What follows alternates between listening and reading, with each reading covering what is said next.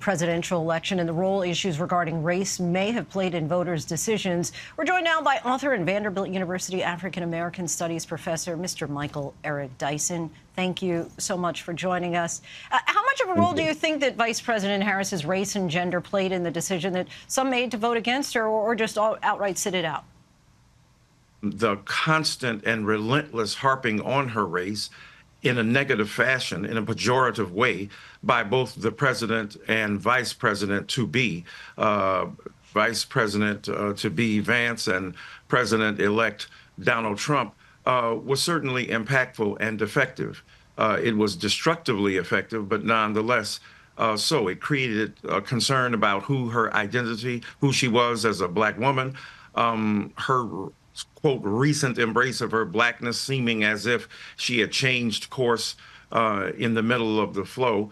And as a result of that, he was able to effectively create doubt in some people's minds about whether or not a Black woman would be capable of duly occupying the office of the American presidency. But as you know, many voters say, look, it came down to one thing only, the economy. The cost of eggs is too high. It had nothing to do with her race and gender. So why do you think that, how would you respond to that argument? I'm sure earlier versions of white supremacy articulated through, presidential campaigns had an argument when Jim Crow was at its height, when lynching was at its height, when the effective rape and pillage and plunder of Black culture was at its height. I'm sure they also had some good ideals economically that might have played out.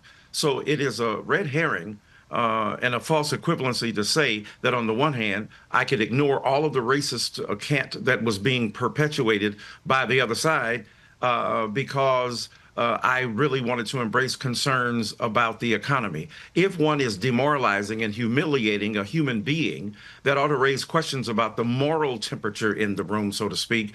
And to ignore all of that to say, hey, I'm more concerned about my pocketbook than I am about the conscience of the nation is quite unreasonable. One of the numbers that stood out to me from election night was 71%. 71% of the electorate was white. Now, that number actually jumped 4 points from the last presidential election. The trend historically has been that the electorate is getting less and less white. So right. What that says is, because our country is becoming more diverse, so what that says is a lot of minorities simply did not show up to vote. In addition, we also know a lot of minorities did vote for Trump, some at the highest margins we've ever seen. So why do you think that is? Well, first of all, when we look at those numbers in terms of 71%, let's flip it this way. Statistically, a lot more white people showed up out of fear and resentment that their numbers would be diminished, if you will, in the culture. We know that by 2035 and beyond, that this will be a majority-minority country. So there was a great deal of fear stoked in white people about their diminishing presence in the population. So that scared a lot of them out of their houses as well. And yes, of course, there were increased numbers of Latinos and African-American people who went for Trump.